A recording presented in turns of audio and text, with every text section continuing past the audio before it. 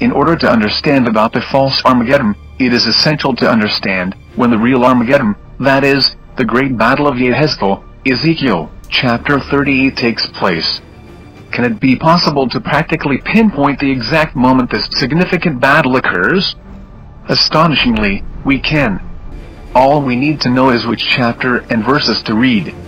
And the word of Yahuwah came to me, saying, Son of man, set your face against Gog, of the land of Magog, the prince of Rosh, Meshech, and Tubal, and prophesy against him, and you shall say, Thus says the Master Yahuwah, See, I am against you, O Gog, the prince of Rosh, Meshech, and Tubal. And I shall turn you around, and I shall put hooks into your jaws and shall lead you out with all your army, horses and horsemen, clad perfectly. A great assembly with armor and shields, all of them handling swords.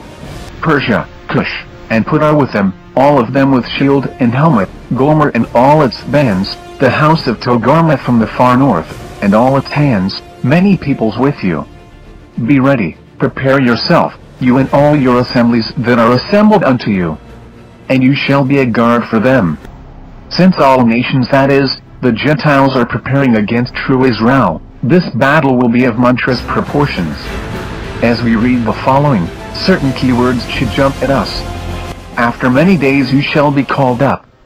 In the latter years you shall come into the land of those brought back from the sword and gathered from many people on the mountains of Israel, which has been a continual waste. But they were brought out of the Gentiles, all of them shall dwell safely. Wow, this verse is a real eye-opener. Not only do we learn that this battle takes place after many days, but the army will be against those, the believers who have been gathered from among the Gentiles, that is, the nations.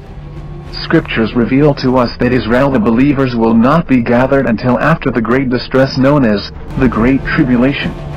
This great distress is after the beginning of sorrows and takes place during the reign of the son of perdition. Simply knowing when believers will be gathered should solve a great mystery to us. But, in those days, after that distress, the sun shall be darkened, and the moon shall not give its light, and the stars of heaven shall fall, and the powers in the heaven shall be shaken. And then, they shall see the Son of Adam coming in the clouds with much power and esteem.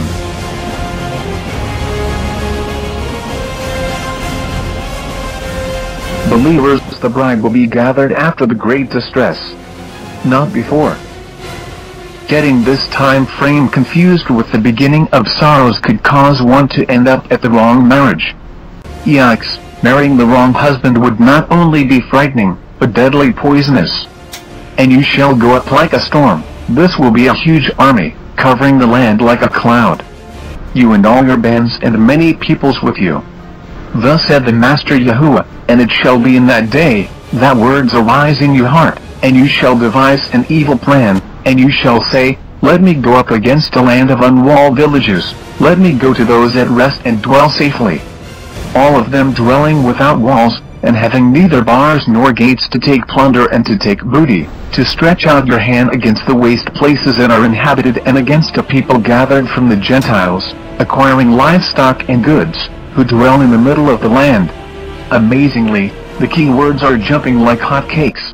Watch how the sequence of events unfold, revealing that these people who have been gathered from amongst the Gentiles, that is, the nations, are dwelling in safety and are at rest. Please note, twice this is mentioned. There is no possible way this great battle can occur before the return of the Messiah Yahushua. You see, as long as believers remain in this world, they are to be working in the field, that is, this earth, doing Yahuwah's work, which is spreading the Bezorah. This work remains up until the seventh trumpet, then, it is clock out time.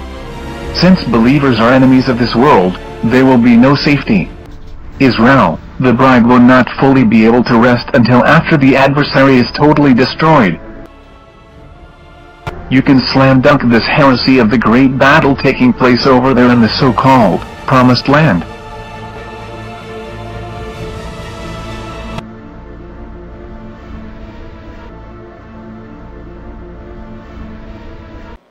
This land of Israel has never dwelt in safety.